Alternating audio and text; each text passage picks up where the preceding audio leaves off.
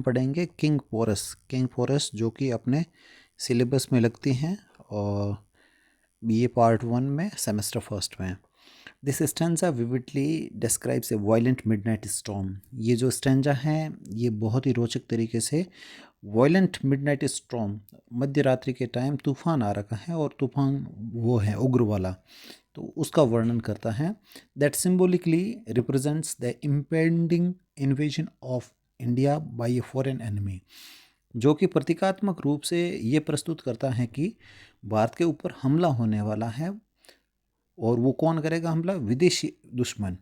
Nature appears restless, और इस बात पे जो अपनी प्रकृति है यहाँ की वो है ना रेस्टलेस, उतावली हो रही है और ओमिनस साइन दे रही हैं।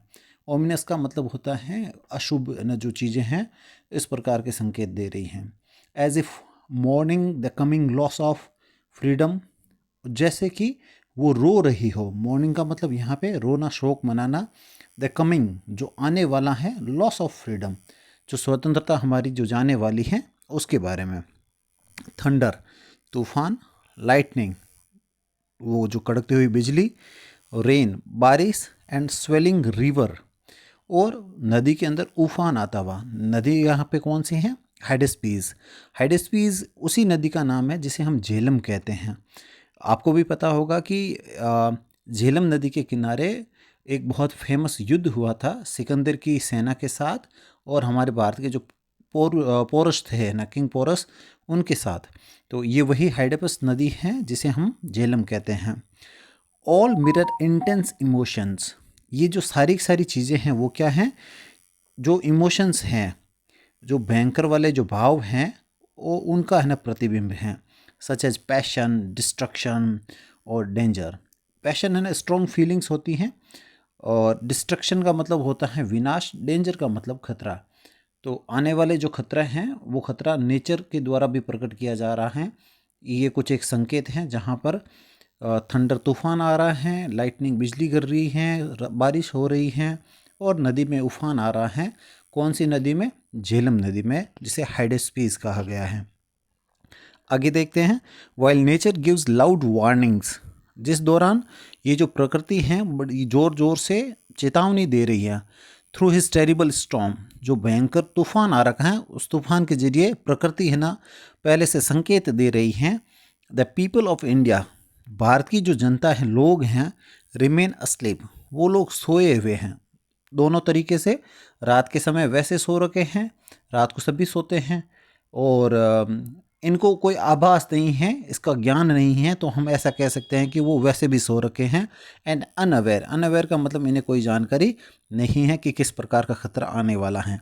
मीनवाइल, लेकिन इसी दौरान, द एनिमी, जो दुश्मन है, एडवांसेज, एडवांस करने का मतलब आगे बढ़ रहा है। साइलेंटली, साइलेंटली का मतलब चुपके से। स्टेल्थली का मतलब होता है आदमी क्या है जब बिना किसी की नज़र में आए। स्टेल्थी है ना वो चीज़ें होती है जहाँ पे आप बिना किसी की नज़र में आए चुपचाप वहाँ से निकल जाओ, तो उस प्रकार से वो दुश्मन आगे बढ़ रहा है। लाइक ए टाइगर, अब इसकी तुलना की गई है एक टाइगर के साथ। जिस प्रकार से टाइगर स्टॉक करता है, स्टॉक करने का मतलब है पीछा करता है। इट्स प्रे, इसका जो शिकार होता है, किस प्रकार से एक टाइगर अपने शिकार का पीछा करता है, उसी प्रकार से क्या है एनिमी भी आगे बढ़ रही है। द पोएट, जो कवि हैं, सजेस्ट, वो इस बात का सुझाव देते हैं that A far more dangerous storm, कि ये जो तूफान है, ये जो प्राकृतिक तूफान है, ये तो कुछ नहीं है, इससे बहुत ज़्यादा खतरनाक। फार मोर डेंजरस का मतलब होता है बहुत ज़्यादा खतरनाक। देन द नेचुरल वन, जो प्राकृतिक है उससे बहुत ज़्यादा खतरनाक, इज़ बीइंग प्रिपेयर्ड, जो कि तैयार हो रहा है। वो कौन सा स्टॉर्म है? The storm of war and invasion, युद्ध का और आक्रमण का। ये जो है स्टॉर्म वो तैयार हो रहा है। Which will soon burst upon the unsuspecting land, जो कि जल्द ही फटने वाला है।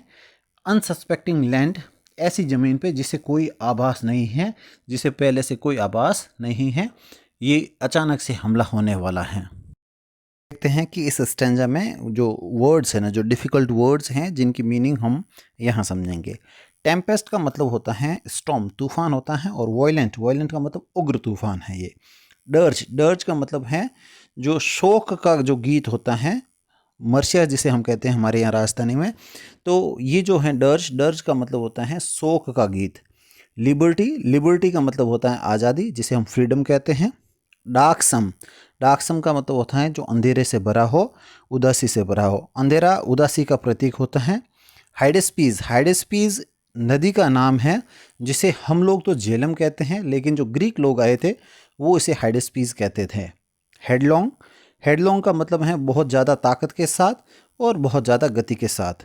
डेजलिंग का मतलब होता है बहुत ज़्यादा ब्राइट, चमकीला, रोशन।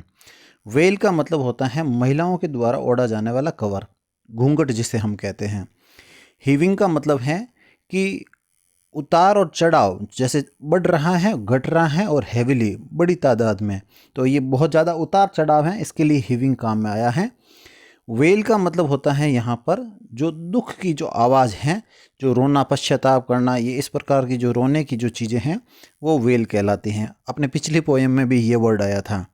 हीडलेस, हीडलेस का मतलब होता है केयरलेस या इनअटेंटिव, मतलब लापरवाही या फिर कोई ध्यान नहीं देना। ये जो वर्ड हीड है, इस हीड का मतलब होता है ध्यान देना, हीडलेस का मतलब ध्यान नहीं देना। स्टेल्थी का मतलब होता है जो सीक्रेट हो, सीक्रेट ऐसी चीज़ जो बाकी लोगों को पता नहीं चले और एकदम शांत हो। ये जो दुश्मन है स्टेल्थी तरीके से आ रहा है, चोरी चुपके आ रहा है, किसी को पता तक नहीं लग रहा है। नस्ट, नस्ट का मतलब है डेवलप करना या फॉर्म करना। ये जो है ये कविता की सुविधा के लिए है ना, ये स्पेलिंग काम में ली गई, जबकि ओरिजिनल स्पेलिंग ऐसे होती हैं। ग्लूम, ग्लूम का मतलब होता है उदासी, अंधेरा। डिस्पेयर का मतलब निराशा, तो ये दुखी भरा माहौल होता है वो ग्लूम कहलाता है। एलिमेंट्स, एलिमेंट्स यहाँ पर जो प्राकृतिक जो ताकतें हैं उनके लिए वर्ड काम में लिया गया है, जैसे तूफान, हवा, बारिश, ये सारी चीज़ें। चलिए अब हम समझते हैं लाइन बाय लाइन समरी किसकी, अपनी जो कविता है king Porus a legend of old, written by Michael Madhusudan Dutt. इस पहले स्टैंजा में हमने देखा कि इसकी जब समरी देखी थी, इसमें हमने देखा कि ये पहला स्टैंजा है प्राकृतिक जो वातावरण है उसके बारे में है ना, ये वर्णन कर रहा है कि उस रात किस प्रकार का वातावरण था और ये किस प्रकार से प्रतीक हैं किन किन चीज़ों का। चलिए लाइन बाय लाइन पढ़ते हैं। Loudly the midnight tempest sang, मध्य रात्रि को तूफान बहुत ऊंची आवाज में गरज रहा था, गा रहा था। It was Dai dirge fair liberty. अब कवि लिबर्टी को कह रहा है, लिबर्टी का मतलब जो आज़ादी है, जो स्वतंत्रता है, ये तुम्हारा शोक का गीत है, तुम्हारे मृत्यु पर गाए जाने वाला गीत है। ये जो तूफान है, ये तूफान प्रतीकात्मक रूप से ये जो स्वतंत्रता है, इस स्वतंत्रता के लिए मृत्यु के समान है। Clouds in thundering accent road. अब ये जो क्लाउड्स हैं, जो बादल हैं, वो इस प्रकार की एक्सेंट मतलब होता है कि जो बोलने की जो शैली होती है उस शैली में, थंडरिंग तूफान भरी शैली में दहाड़ रहा है। अनहीडेड वार्निंग फ्रॉम ऑन हाई, और ये एक प्रकार की वार्निंग है, ये आपके लिए चेतावनी है ऊपर से, जो अनहीडेड है, जिसे अभी तक ध्यान नहीं दिया गया है। The rain in darksome torrents fell. अब जो बारिश है, अब वो जो बारिश है वो गिर रही है, टोरेंट्स भर भर के बारिश हो रही है, डार्कसम अंधेरा हो रखा है।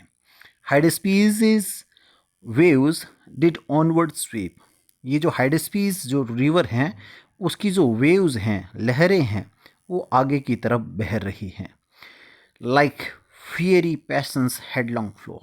जिस प्रकार से ऐसा मानो कि ये नदी बहुत ज़्यादा तेज, बहुत ज़्यादा मात्रा में और पैशन के साथ, बहुत ज़्यादा है ना भावों के साथ, एकदम है ना फुल ताकत के साथ वो बह रही हैं। To meet the awakened calling deep. जैसे कि ये नदी मिलना चाहती हो किससे, अवेकेंड कॉलिंग डीप, ये आवाज़ लगा रही हैं, आगे जाके है ना उसको सचेत करना चाहती हैं। द लाइटनिंग फ्लैश्ड ब्राइट, और उसी दौरान क्या है, जो बिजली हैं वो चमकती हैं बहुत ज़्यादा तेज। डेजलिंग, एकदम बहुत ज़्यादा चौंधा जाने वाली जो है रोशनी, उस प्रकार की। Like fair women's glance from underneath her veil, जिस प्रकार से कोई बहुत गोरी जो महिला है वो देखती हैं। अंडरनीथ का मतलब है अपने घूंघट के नीचे से, अंडरनीथ हर वेल का मतलब है घूंघट में से। And on the heaving troubled air, और ये जो हवा है, ये जो हवा है बढ़ रही है, घट रही हैं, और बहुत है ना वैसे इरेगुलर चल रही हैं। ट्रबल्ड का मतलब disturbed. There was a mourning sound of wail, और वो जो हवा है, हवा की आवाज़ को सुन के ऐसा लग रहा है कि उसमें रोने की बहुत ज़्यादा आवाज़ें आ रही हैं। बट एंड, लेकिन भारत के लोग, दाई तुम, अनसस्पेक्टिंग सन्स, जिसे कोई अंदेशा नहीं है, कोई पहले है ना संदेह नहीं है, पहले कुछ भी पता नहीं चल रहा है। डिड हीडलेस स्लम्बर, सो रहे हैं। स्लम्बर का मतलब नींद में है, हीडलेस का मतलब है केयरलेसली। वाइल द फोय, फोय का मतलब होता है दुश्मन, केम इन स्टेल्थी, और वो दुश्मन है वो आ रहा है स्टेल्थी, एकदम चोरी छुपके, किसी को भी नहीं पता चल रहा है। स्टेप ऑफ डेथ, और वो मृत्यु के कदम की तरह है। जिस प्रकार से केम एज द टाइगर, जिस प्रकार से एक टाइगर आता है, नॉइसलेस, बिना कोई आवाज़ किए, कोई शोर किए। स्लो, धीरे धीरे। टू क्लोज, नज़दीक आता है। At once, its victims breath, और वो कहाँ तक आ जाता है, जहाँ तक वो विक्टिम, जो उसका जो शिकार है, उसकी सांस तक को वो है ना भांप सके, सांस जितना करीब, मतलब बहुत ज़्यादा करीब आ जाता है। Alas, they knew note midst this gloom, ये जो अंधेरा भरा वातावरण है, उदासी भरा वातावरण है, उसमें ये जो भारत की जनता है उन्हें कुछ भी नहीं पता चला। This war of elements, elements का मतलब मैंने पहले भी बताया था, बारिश, तूफान, यहाँ इस कविता में एलिमेंट्स का मतलब ये है। तो ये जो एलिमेंट्स का वॉर है, ये जो युद्ध है, एलिमेंट्स जो बारिश तूफान हो रही हैं, was nursed like to an earthquake in the womb of a volcano, deep and low, a deadliest storm on them to burst। ये लाइन पूरी एक साथ है। दिस वॉर ऑफ एलिमेंट्स, ये जो तूफान वगैरह इनका जो युद्ध था, वो क्या है, फटने ही वाला था। ऑन टू देम, उनके ऊपर फटने ही वाला था। किस प्रकार से, like to an earthquake in the womb, जिस प्रकार से गर्भ के अंदर, ऑफ ए वोल्केनो, किसी वोल्केनो जो ज्वालामुखी है उसके गर्भ में क्या पल रहा होता है, भूकंप। जब वोल्केनो फटता है तब भूकंप भी आता है। डीप एंड लो, नीचे गहराई में, और लो नीचे, बहुत ज़्यादा गहराई में नीचे वो जो पल रहा है। ठीक उसी प्रकार से ये जो तूफान है, इस तूफान के पीछे क्या पल रहा है, अपना एक आक्रमण जो जल्द ही फटने वाला है।